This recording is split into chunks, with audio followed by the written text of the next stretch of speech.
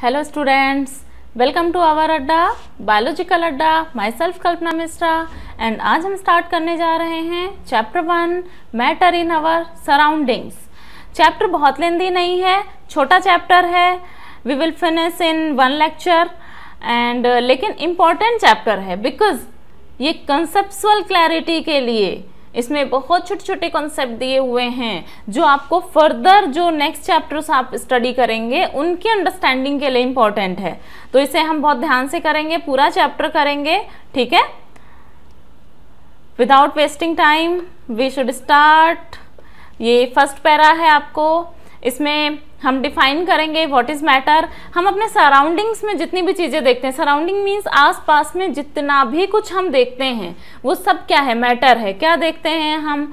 Book, pen, pencil, kitchen में utensils, खाने की बहुत सारी चीज़ें, बाहर निकलते हैं घर से, टेबल, चेयर, बस, कार, कुछ भी देखते हैं वो सब क्या है, मैटर है। इवन जिसे हम देख सकते हैं और कुछ चीज़ें इतनी छोटी होती हैं जिन्हें हम नेकेड आई से नहीं भी देख सकते हैं, ठीक है। वो सब कुछ मैटर है। लेकिन क्या ये डेफिनेशन आप लिख दोगे जाके नोटबुक में? नहीं लिखोगे बेटा ये डेफिनेशन कि जो कुछ भी हम अपने आसपास देखते हैं वो सब मैटर है। ये तो रेंचो वाली डेफिनेशन हो गई ना, 3 इडियट्स वाले। हमें तो वो डेफिनेशन लिखनी होगी जो वायरस को चाहिए। तो वो डेफिनेशन कौन सी है? वो डेफिनेशन है everything is matter that have mass and volume, ठीक है। Everything is matter that have both mass and volume, जिसमें मास एंड वॉल्यूम होगा, जो स्पेस ऑक्युपाई करेगी और उसमें मास भी होना चाहिए, ठीक है। ये इतना मास एंड वॉल्यूम जिसमें होगा वो मैटर है। और इसके बाद स्टार्ट होता है पुराने टाइम से आज तक, मॉडर्न टाइम तक बहुत सारे साइंटिस्ट ऐसे हुए हैं जिन्होंने मैटर को कैटेगराइज करने की कोशिश की होगी, क्लासिफाई करने की कोशिश की होगी। तो स्टार्टिंग में जैसे मैटर को क्लासिफाई किया गया था पंच तत्व में। बहुत ज़्यादा इंपॉर्टेंट नहीं है पंच तत्व, बट नेम क्या होते हैं पंच तत्व के? Air, earth, fire, sky and water, ठीक है। जितना मैं अंडरलाइन करती जाऊं वो आप अपनी बुक में अंडरलाइन कर लेंगे। साथ में एनसीईआरटी लेकर बैठिए या एक छोटी नोटबुक लेकर बैठिए जिसमें आप मेन हेडिंग जो होती है उसे डालकर उसके सामने डेफिनेशन लिख सकें। तो ये पंच तत्व होते हैं जिनसे बोलते थे हमारी बॉडी बनी होती है पंच तत्वों से मिलकर के, या जो भी लिविंग बींग्स होते हैं वो सब पंच तत्वों से मिलकर बने होते हैं। लेकिन आज के टाइम में ये डेफिनेशन नहीं चलती है। अभी हम किस बेसिस पे पार्टिकल्स को डिवाइड करते हैं या मैटर को डिवाइड करते हैं? मैटर को क्लासिफाई करते हैं 2 टाइप से, या 2 उसकी प्रॉपर्टीज के फॉर्म में हम क्लासिफाई करते हैं, physical property and chemical nature. Physical and chemical nature क्या होता है एक बार मैं आपको बता देती हूँ। फिजिकल और केमिकल चीज किस चीज के लिए हम रेफर करेंगे? मिल्क लिया हमने, मिल्क की हमने आइस बना दी, ठीक है। मिल्क से जब हमने आइस बना दिया तो अगर हम उसे वापस पिघलाएंगे तो क्या बन जाएगा? वो वापस मिल्क बन जाएगा। मिल्क से आइसक्रीम बना दी, आइसक्रीम से मिल्क बना दिया, उसका जो शेप था, जो उसकी फिजिकल प्रॉपर्टी थी, जो अपीयरेंस था वो चेंज हो गया, बट क्या वो मिल्क से कुछ और बन गया? नहीं ना, वापस से मिल्क भी हमने उसे बना लिया। ये होती है फिजिकल प्रॉपर्टी जो कि रिवर्सिबल होती हैं। एक चीज बनी फिर वापस से दूसरी चीज बन सकती है, उसमें मिल्क की कोई प्रॉपर्टी चेंज नहीं हुई। लेकिन अगर मिल्क से हमने कर्ड बना दिया, अब तो हम वापस कर्ड से मिल्क नहीं बना सकते हैं। ये केमिकल प्रॉपर्टी होती है और ये इरिवर्सिबल होती है, ठीक है। तो हम कुछ फिजिकल प्रॉपर्टीज एंड कुछ केमिकल नेचर्स देख लेते हैं। फिजिकल नेचर हम पहले देखेंगे। इसमें फिजिकल नेचर गिवन है। फिजिकल नेचर में फर्स्ट फिजिकल नेचर क्या है? Matter is made up of particles. Matter किससे बना हुआ होता है? पार्टिकल से। कुछ साइंटिस्ट का मानना था कि ये बिल्कुल कॉन्टिन्यूअस होता है, कुछ भी पार्टिकल्स नहीं होते इसमें, और कुछ का मानना था ये पार्टिकल्स से बना होता है। बट जो एक्सपेरिमेंट्स हैं वो प्रूफ करते हैं कि नहीं, ये पार्टिकल्स से ही बना हुआ होता है। इसमें फर्स्ट एक्टिविटी गिवन है आपकी क्या है फर्स्ट एक्टिविटी, हमने शरबत बनाना है घर में, ठीक है। एक बीकर में पानी लेना है, उसमें चीनी डालना है, घोलना है। अब देखो पानी में चीनी कहाँ चली गई, चीनी उसमें पूरी घुल गई। उसमें जो चीनी का जो बड़ा पार्टिकल था वो छोटे छोटे छोटे बहुत सारे पार्टिकल्स में ब्रेक हो गया और अब वो हमें दिख भी नहीं रहा है नेकेड आई से। तो इस तरह से हम कह सकते हैं कि जो मैटर है वो पार्टिकल्स से मिलकर बना हुआ है। नेक्स्ट फिजिकल प्रॉपर्टी क्या है इसकी, नेक्स्ट फिजिकल प्रॉपर्टी है how small are the particles of matter. Matter के पार्टिकल्स कितने छोटे हो सकते हैं, बियॉन्ड योर इमेजिनेशन, बहुत ज़्यादा छोटे हो सकते हैं, बहुत ज़्यादा छोटे means you can not see with your naked eyes, मतलब आप आंखों से नहीं देख सकते हो, इतने ज़्यादा छोटे पार्टिकल्स होते हैं। इसमें जो एक्टिविटी 1.2 गिवन है ये क्या है, पोटेशियम परमैंगनेट। अभी कोरोना पीरियड में बहुत यूज़ किया था लोगों ने हैंड वॉश और वेजिटेबल्स और फ्रूट्स को वॉश करने के लिए। पोटेशियम परमैंगनेट पानी में डालते ही पानी का कलर कर देता है पिंक, एकदम डार्क पिंक, ठीक है। बस उसका एक टुकड़ा, एक पार्टिकल डालेंगे पानी में और पूरा जो पानी होगा वो पिंक हो जाएगा। और उस पानी से 10 ml निकाल करके फिर हम किसी और 100 ml वाटर में मिक्स करेंगे तो वो भी फर्दर पिंक हो जाएगा। यानी कि सोचो इतना छोटा सा पार्टिकल, एकदम माइन्यूट सा पार्टिकल पानी में घुल करके कैसे पूरे वाटर को पिंक कर रहा है। और उसमें से भी अगर हम 10 ml थोड़ा सा पानी निकाल के और ज़्यादा पानी में मिक्स कर रहे हैं तो वो भी पिंक हो जा रहा है। तो सोचो मतलब वो छोटा सा टुकड़ा कितने ज़्यादा छोटे छोटे छोटे छोटे टुकड़ों में टूट गया होगा, पार्टिकल्स में ब्रेक हो गया होगा और वो सारे वाटर को पिंक कर रहा है। तो पार्टिकल्स जो होते हैं वो बहुत छोटे हो सकते हैं, आप इमेजिन नहीं कर सकते। नेक्स्ट फिजिकल प्रॉपर्टी क्या है, particles of matter have space between them. Matter के जो पार्टिकल्स होते हैं उनमें स्पेस होता है। इसका वही हम पहले वाली एक्टिविटी को भी इसमें कंसीडर कर सकते हैं जिसमें हमने शरबत बनाया था, पानी में चीनी को घोला था। पानी में चीनी घुली कैसे, क्या पानी के जो पार्टिकल्स थे उनके बीच में इतनी जगह थी कि चीनी उसमें घुल गई? इसका मतलब वो जो पानी के पार्टिकल्स थे उनके बीच में कुछ स्पेस था जिसमें चीनी ने जिसे ऑक्युपाई कर लिया। इट मीन्स पार्टिकल्स के बीच में स्पेस होता है। And particles of matter are continuously moving, continuously moving होते हैं। पार्टिकल्स में मोमेंट होता रहता है। इसे छोटा सा एक डायग्राम बनाते हैं यहाँ पर इस तरह से। इसमें हम कुछ पार्टिकल्स बना रहे हैं, जैसे ये कुछ पार्टिकल्स हैं, ठीक है। ये कंटिन्यूसली मूव करते हैं। आपने वो देखा होगा गेम खेलते हैं इस तरह से, पूल वाला है ना, जिसमें बॉल्स रहती हैं सेंटर में और उन पे हिट करते हैं इस तरह से और वो मूव करती हैं इधर उधर इधर उधर। बिल्कुल उसी तरह से ये पार्टिकल्स के जो मैटर के पार्टिकल्स हैं मैटर के, वो मूव करते हैं, ठीक है। जैसे कि इस पे ये यहाँ से मूव करके यहाँ टकराया, यहाँ से फिर इस बॉल पे टकराया, इस बॉल में भी मोमेंट आ गया, ये इस पर टकराई, ये फर्दर इसकी बॉल पे टकराया। इस तरह से बहुत सारे मोमेंट्स कंटिन्यूसली चलते रहते हैं। पार्टिकल मैटर के जितने भी पार्टिकल्स होते हैं वे मूविंग होते हैं। इसके और भी एग्जाम्पल आप देखोगे आगे चल करके जब हम स्टेट्स पढ़ेंगे, स्टेट्स ऑफ मैटर और इवेपोरेशन, प्रेसिपिटेशन, ये सारा जब हम स्टडी करेंगे नेक्स्ट इसी चैप्टर में आगे, तो मैं बताऊंगी इसमें। नेक्स्ट है particles of matter attract each other.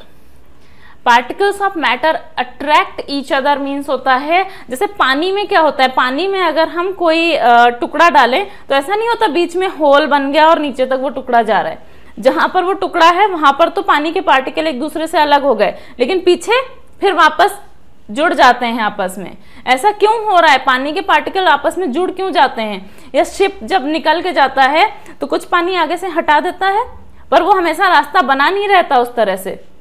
जो अलग हो गए वो पीछे से जुड़ते जाते हैं। ये इसका मीनिंग क्या है, अट्रैक्ट करते हैं एक दूसरे को पार्टिकल्स, ठीक है। जो पार्टिकल्स अलग हो गए उनमें अट्रैक्शन है और वो एक दूसरे के पास वापस आ जाते हैं। और ये डिपेंड करता है कि जो पार्टिकल्स हैं वो कितना ज़्यादा अट्रैक्शन शो करते हैं। जैसे कि कुछ पार्टिकल्स में ज़्यादा अट्रैक्शन होता है और कुछ में कम होता है, कुछ जल्दी पास पास आ जाते हैं और कुछ में बहुत टाइम लगता है, एक बार दूर कर दो तो टाइम लगता है उन्हें पास आने में। नेक्स्ट है इसमें इन टेक्स्ट क्वेश्चंस भी दिए हुए हैं, in text question and exercise we will discuss in part 2। Okay, अभी हम सिर्फ इसकी जो थियोरी है वो हम डिस्कस कर रहे हैं इस चैप्टर में। नेक्स्ट है state of matter. State of matter क्या होता है? Solid, liquid, gas.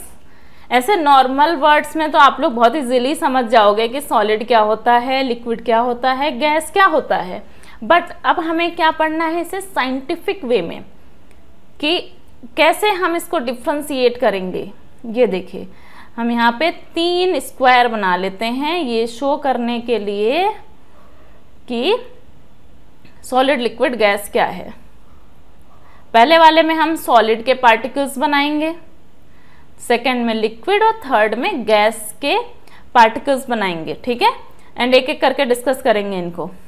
पेन का कलर चेंज कर रही हूं मैं।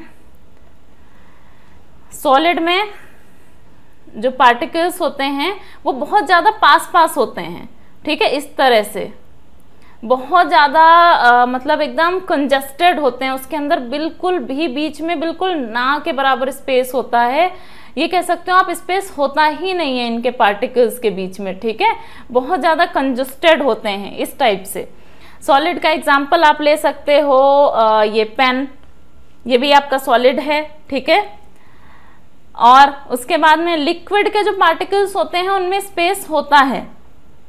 ठीक है, सॉलिड के कंपैरिजन में लिक्विड में स्पेस ज़्यादा होता है, और गैसेस में बहुत ज़्यादा स्पेस होता है इनके बीच में। ठीक है, इनके बीच में बहुत ज़्यादा स्पेस होता है। नेक्स्ट, अब अगर देखोगे, अगर इनके पार्टिकल्स बहुत ज़्यादा कंप्रेस्ड हैं, बहुत ज़्यादा पास हैं, तो इसकी क्या क्वालिटी होगी? सॉलिड की क्या क्वालिटी होती हैं? इनका एक डेफिनेट शेप है और डेफिनेट वॉल्यूम भी है। इसे चेंज करना पॉसिबल नहीं होता, इजीली हम इसे चेंज नहीं कर सकते हैं इसके शेप एंड वॉल्यूम को। ठीक है, शेप चेंज करने जाएंगे अगर हम इसको प्रेशर दें बहुत ज़्यादा तो ये टूट जाएगा तो मैं लिखूंगी कैसे, है ना। नेक्स्ट है लिक्विड। लिक्विड को हम एक गिलास से अगर हम प्लेट में डाल दें या लोटे में डाल दें या कप में डाल दें तो क्या होता है, ये उसी का शेप ले लेता है, यानी कि इसका कोई डेफिनेट शेप नहीं है लिक्विड का। एंड वॉल्यूम इसका डेफिनेट है, वॉल्यूम इसका फिक्स है, शेप फिक्स नहीं है। वॉल्यूम फिक्स कैसे है? अगर हमने 1 लीटर मिल्क लिया, अब उसे हम 1 लीटर के जार में डालेंगे, है ना, तो वो उसी का शेप ले लेगा। उसके बाद हम 1 लीटर वाले लोटे में डालेंगे तो वो उसका शेप ले लेगा, सिर्फ शेप चेंज हो रहा है बट वॉल्यूम उतना ही है। अगर हम उसे 2 लीटर वाले लोटे में डालेंगे तो आधा लोटा खाली रहेगा आपका। ऐसा नहीं होगा कि वो फिर और ज़्यादा उसका वॉल्यूम बढ़ गया या वॉल्यूम घट गया, ऐसा कुछ नहीं होगा। आधे लीटर में डालोगे तो आधा ही दूध उसमें आ पाएगा, आधा आपका बच जाएगा। तो वॉल्यूम चेंज नहीं होगा, 1 लीटर का 1 लीटर ही रहेगा, बट शेप चेंज होगा। गैसेस के केस में क्या होता है? गैसेस में ना शेप फिक्स होता है ना वॉल्यूम फिक्स होता है। ठीक है, शेप एंड वॉल्यूम दोनों ही बहुत ज़्यादा दोनों ही फिक्स नहीं होते हैं इसमें। तो एक बार हम देख लेते हैं नीचे क्या हमारी थ्योरी में गिवन है। The solid state, solid state में क्या दिया हुआ है? इसकी बाउंड्रीज यानी फिक्स्ड वॉल्यूम होता है, फिक्स मास होता है, इनका शेप फिक्स होता है। एंड कुछ यहाँ पे आपको वो दे दिए हैं यहाँ पर इन्होंने कंसीडर करने के लिए points, like rubber band. Rubber band क्या सॉलिड है? क्योंकि रबर बैंड का तो शेप फिक्स नहीं है, इस शेप से ये इस शेप में चला जा रहा है, तो इट मीन्स ये फिक्स नहीं है। बट फिक्स है बेटा, हमने जब तक इस पे फोर्स लगा रखा, एक्सटर्नल फोर्स दे रखा है इसे, तब तक तो ये स्ट्रेच्ड है। जैसे ही हम फोर्स रिलीज करेंगे ये अपने शेप में वापस आ जाता है। तो ये सॉलिड है, इसमें कोई डाउट वाली बात नहीं है। शुगर एंड सॉल्ट, सॉल्ट को हम जिस यूटेंसिल में रख देते हैं वो उसी का शेप ले लेता है, बट सॉलिड के क्रिस्टल का शेप चेंज नहीं होता है, वो छोटे छोटे क्रिस्टल में बटा हुआ है, बस वो किसी भी शेप में फिक्स हो जाता है जा करके। एंड स्पंज के बारे में, स्पंज दबाते हैं दब जाता है। क्यों दब जाता है स्पंज? क्योंकि स्पंज में होल्स होते हैं और उनमें एयर भरी होती है, एयर बाहर निकल जाती है, इसलिए वो प्रेस हो जाता है, बट वो सॉलिड ही हैं, ठीक है। They all are solids. Next, the liquid state. Liquid state में मैंने आपको बताया कि शेप फिक्स नहीं होता है बट वॉल्यूम फिक्स होता है। No fixed shape but have a fixed volume, ठीक है। जिस भी बर्तन में रखते हैं हम उसका शेप ले लेते हैं। और इसकी डिफ्यूजन की कैपेसिटी अच्छी होती है, डिसॉल्व करने की कैपेसिटी वाटर की अच्छी होती है। आपने देखा भी होगा वाटर में हम बहुत इजीली बहुत सारी चीज़ों को डिसॉल्व कर पाते हैं, और इवन एटमॉस्फेरिक गैसेस भी वाटर के अंदर डिफ्यूज्ड रहती हैं। पॉन्ड, रिवर या ओशन की अगर हम बात करें तो उसके ओशन में क्या होता है, बहुत सारे लिविंग क्रिएचर्स भी रहते हैं। वो लिविंग क्रिएचर्स के लाइवलीहुड के लिए बहुत सारी गैसेस, बहुत सारे मिनरल्स इंपॉर्टेंट होते हैं, तो उसमें डिफ्यूज्ड फॉर्म में बहुत सारी गैसेस रहती हैं। इवन बहुत सारे उसमें डिसॉल्व्ड कंडीशन में सॉल्ट्स भी रहते हैं, ठीक है। तो वाटर या लिक्विड्स की जो डिसॉल्व करने की एंड डिफ्यूज करने की कैपेसिटी होती है वो अच्छी होती है। नेक्स्ट है द गैसियस स्टेट। मैंने गैसियस स्टेट में बताया आपको कि इसमें फिक्स्ड शेप एंड वॉल्यूम कुछ भी नहीं होता है। अगर हम देखें इसमें जो फर्स्ट एग्जांपल गिवन है उसमें एग्जांपल को हम कंसीडर करें, अगर हम देखते हैं कि जो बलून बेचने वाले होते हैं उनके पास इतना छोटा सा सिलेंडर होता है, उससे वो 50-100 तक बलून्स फुला देते हैं जो उसी के साइज के होते हैं या इवन उससे बड़े होते हैं। ऐसा कैसे? उस छोटे से सिलेंडर में इतनी सारी गैस है क्या कि वो 50 या 100 बलून्स फुला सकते हैं उससे? उस सिलेंडर के अंदर जो गैस भरी हुई है वो बहुत ज्यादा कंप्रेस करके दबा करके भर दी गई है, उसका वॉल्यूम एक्चुअल में बहुत ज्यादा है, बढ़ जाएगा जैसे ही वो बलून में भरी जाएगी, उसका जो वॉल्यूम है वो बढ़ जाएगा और शेप वो कैसा ले लेगी, जिस शेप का तुम्हारा बलून होगा। तो शेप भी नहीं फिक्स है, वॉल्यूम भी नहीं फिक्स है, ठीक है। छोटे से सिलेंडर में बहुत सारी गैस भरी हुई है। हमारे घरों में यूज होने वाला एलपीजी, लिक्विड पेट्रोलियम गैस, क्या है? पेट्रोलियम गैस है जो बहुत ज्यादा कंप्रेस करके एक सिलेंडर में भर दी गई है। ऐसे ही सीएनजी जो कार या व्हीकल्स में यूज होती है, कंप्रेस्ड नेचुरल गैस, वो भी नेचुरल गैस भी बहुत ज्यादा कंप्रेस करके उसमें भर दी गई है। कंप्रेस करना क्या होता है? उसमें प्रेशर बढ़ा करके उसे कम जगह में किसी तरह से बहुत ज्यादा गैस को भर दिया गया है, ठीक है। इनकी फुल फॉर्म भी इंपॉर्टेंट है बेटा। एलपीजी की फुल फॉर्म क्या है, सीएनजी की फुल फॉर्म क्या है, ठीक है। ये भी आप लोग लर्न कर लेंगे, अलग से लिख लेंगे, जो भी शॉर्ट फॉर्म या फुल फॉर्म होती हैं वो लिख लिया करिए। और गैसियस स्टेट में जो उसके अंदर प्रेजेंट पार्टिकल्स हैं, देखा ही हमने पार्टिकल्स थोड़ा दूर दूर हैं, और पार्टिकल्स में क्या होती है, पार्टिकल्स कंटिन्यूसली मूविंग होते हैं तो उनमें फ्रीली मूव करने की टेंडेंसी ज़्यादा होती है, बहुत रैंडमली और बहुत हाई स्पीड में मूव करते हैं, ठीक है। नेक्स्ट क्या है, यहाँ पे तीनों का स्ट्रक्चर बना हुआ है जो मैंने ऊपर बनाया था, ये सॉलिड का हो गया, ये लिक्विड का हो गया, ये गैस का हो गया, ठीक है। नेक्स्ट,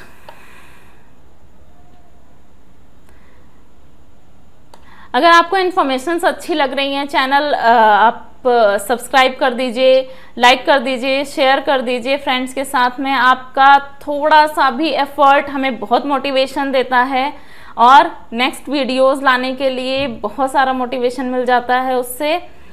तो please guys subscribe my channel, hit the bell icon, ताकि आपको जो नेक्स्ट वीडियोस आने वाले हैं उनका नोटिफिकेशन मिल जाए, आपका कोई भी लेक्चर मिस ना होने पाए।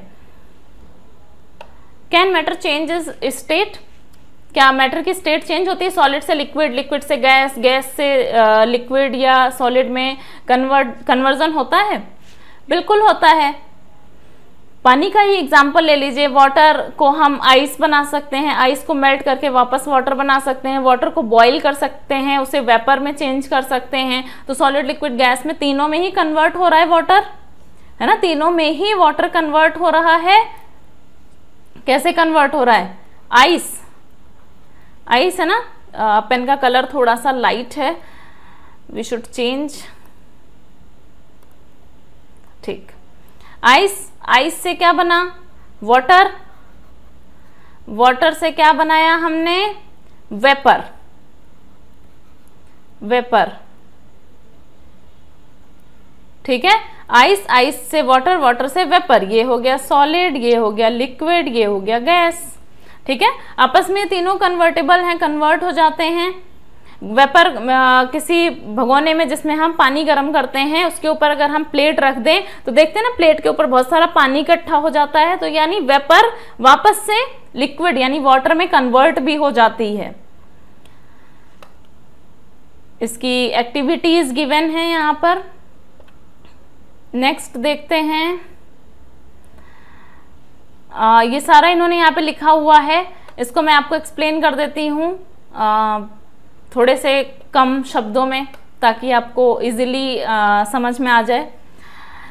क्या होता है जब आइस होता है, आइस से जब भी हम मेल्ट करना स्टार्ट करते हैं किसी चीज को, तो उसे एक सर्टेन टेम्परेचर चाहिए होता है, यानी सॉलिड, सॉलिड से जब भी हम किसी चीज को लिक्विड में कन्वर्ट करने की कोशिश करते हैं तो एक सर्टेन टेम्परेचर चाहिए होता है। उस सर्टेन टेम्परेचर के बाद में वो चीज लिक्विफाई होना स्टार्ट हो जाती है। यहाँ पर हम एग्जाम्पल आइस या वाटर का ले रहे हैं, तो ये आइस के बाद वाटर में कन्वर्ट हो जाएगी, यहाँ पर वाटर में कन्वर्ट हो जाएगी, ठीक है।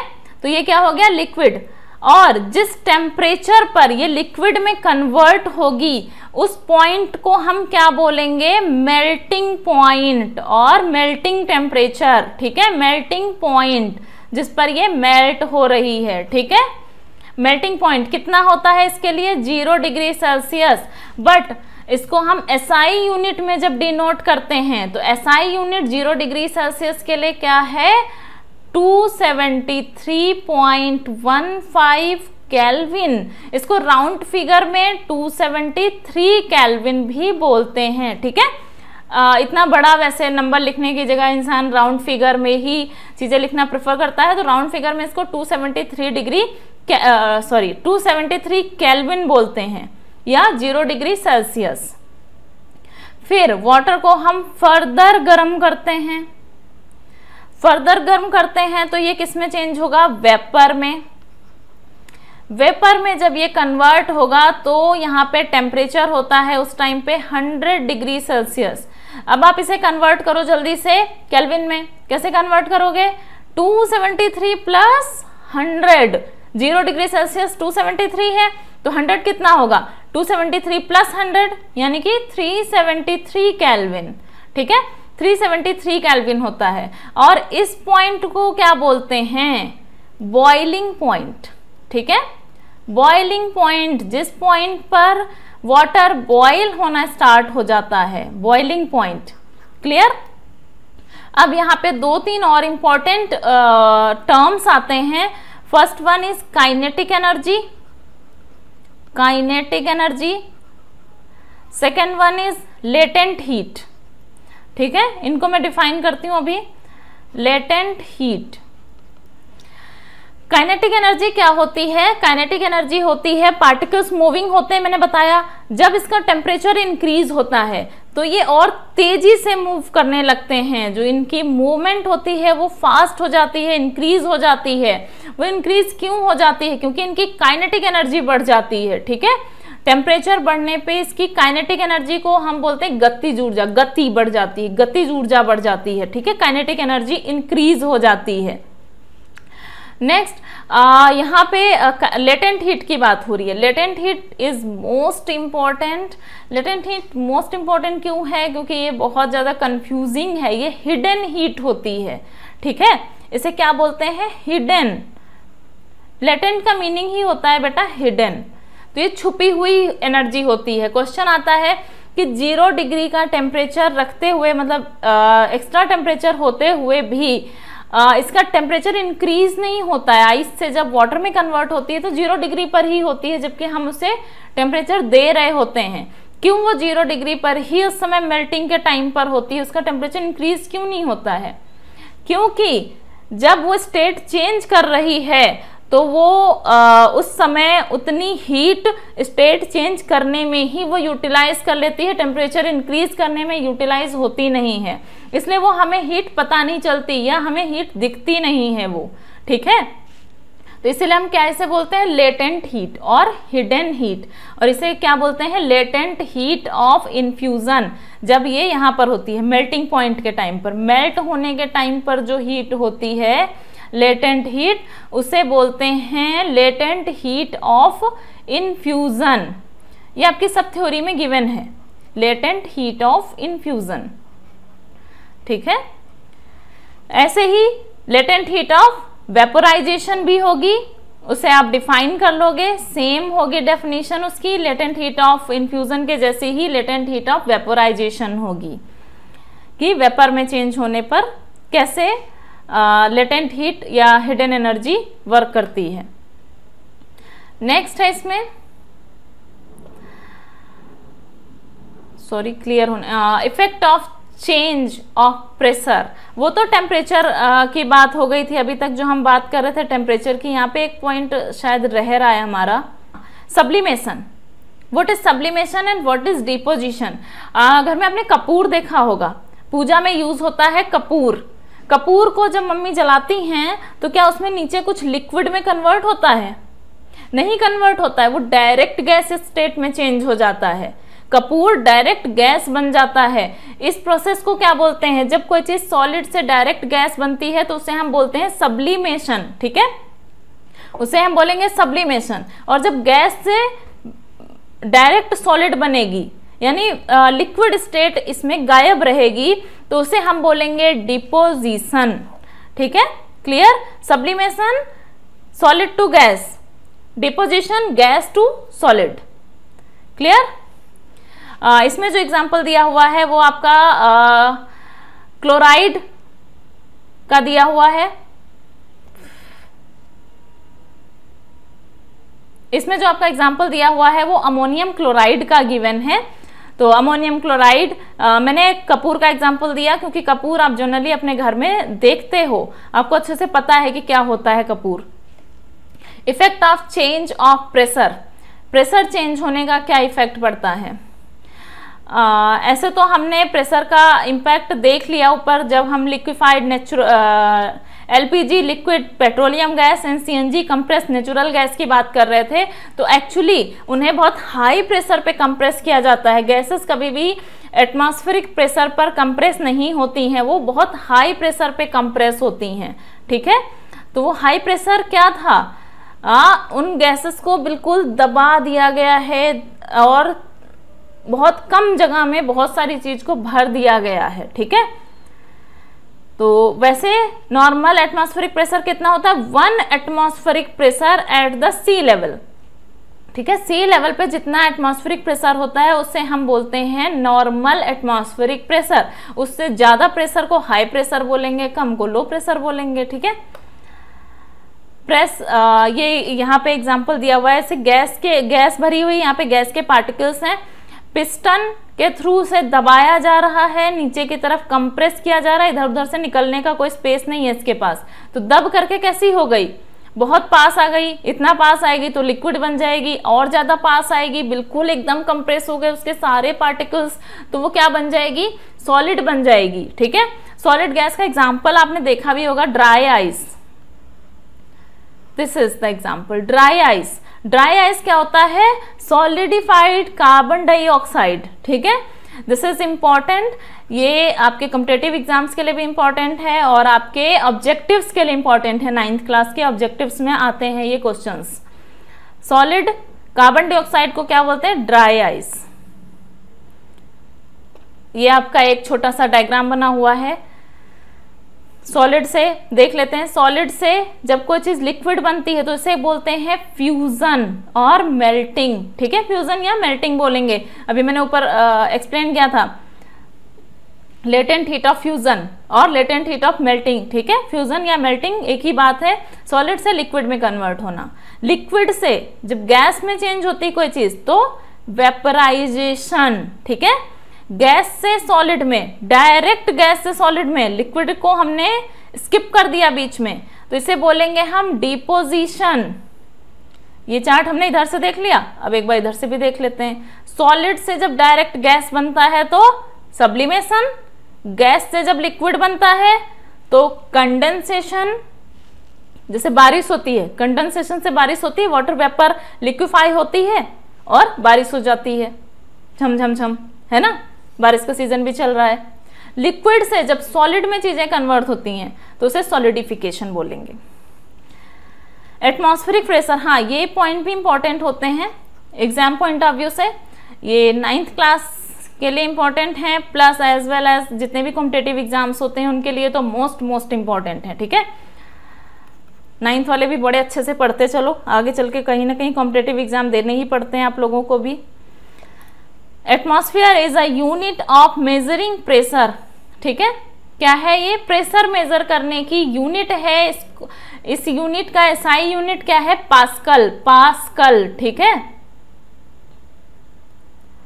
पास्कल 1 एटमॉस्फेरिक प्रेशर पे इसकी वैल्यू क्या होती है? 1.01 इंटू 10⁵ पास्कल, ठीक है। इंपॉर्टेंट है, लर्न कर लो आप इसे, क्योंकि इसे एक्सप्लेन करने के लिए अभी आपका स्टैंडर्ड उतना ज्यादा नहीं है, 9th स्टैंडर्ड है तो इसे एक्सप्लेन करने की रिक्वायरमेंट नहीं है यहां पर। नेक्स्ट पॉइंट क्या है? इवेपोरेशन। इवेपोरेशन क्या होता है?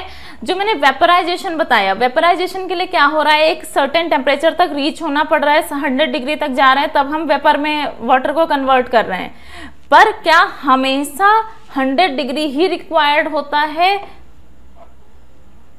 वेपर के लिए या पानी को ऊपर जाने के लिए एटमॉस्फेयर में? नहीं।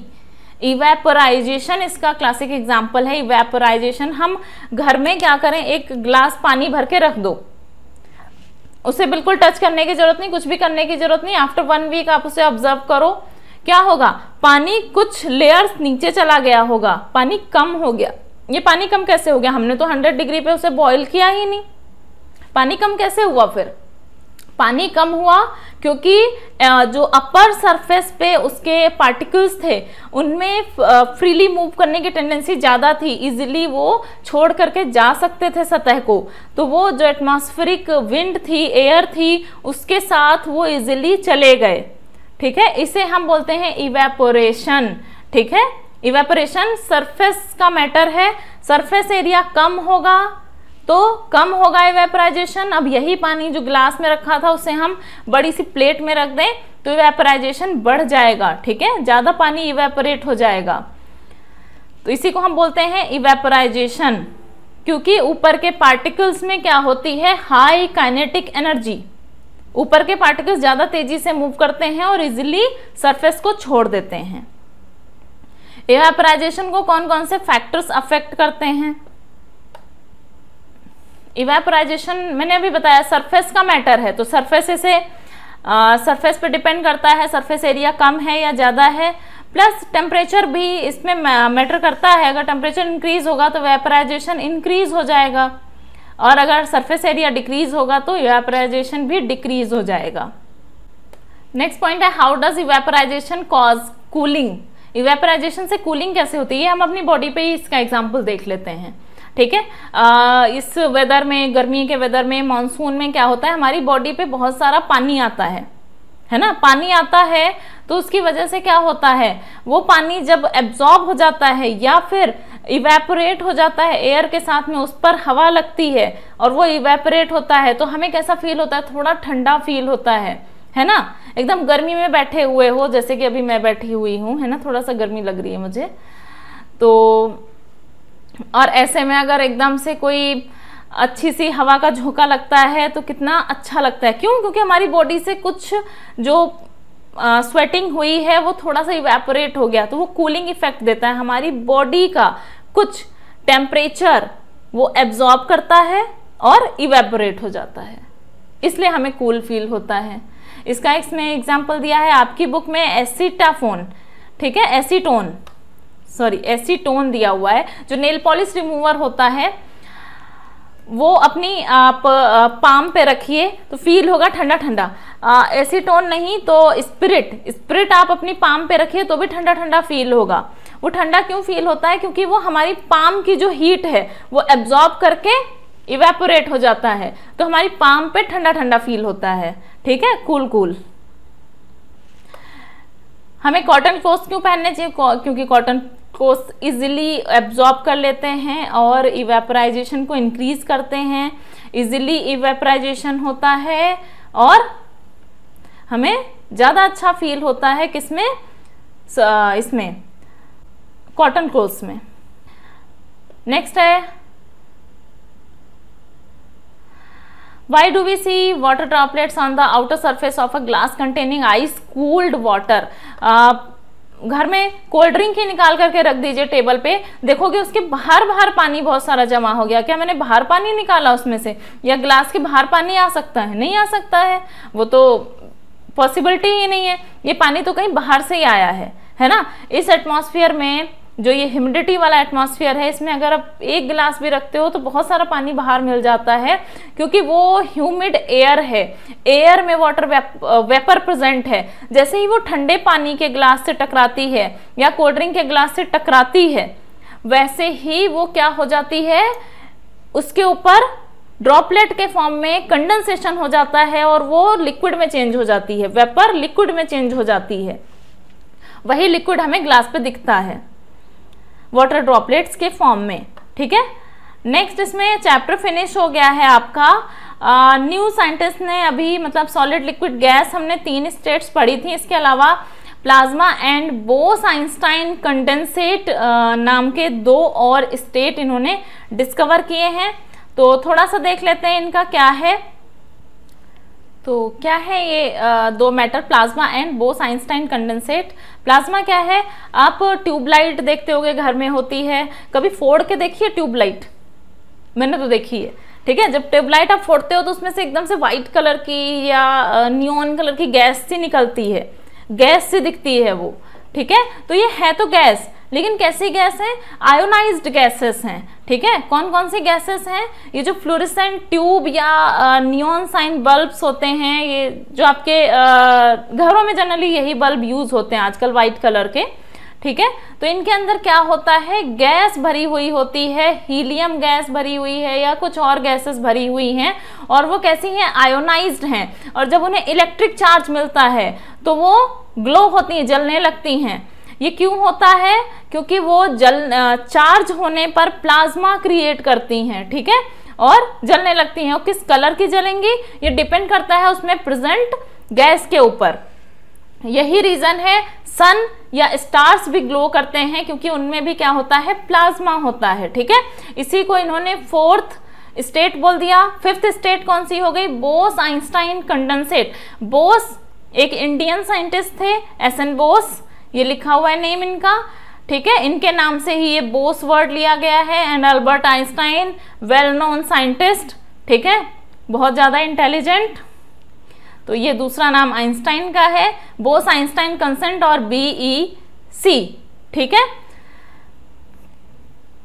इन्होंने एक 5th स्टेट ऑफ मैटर को डिस्कवर किया था अपनी कैलकुलेशन के बेसिस पर, और इसे नाम दिया गया था BEC।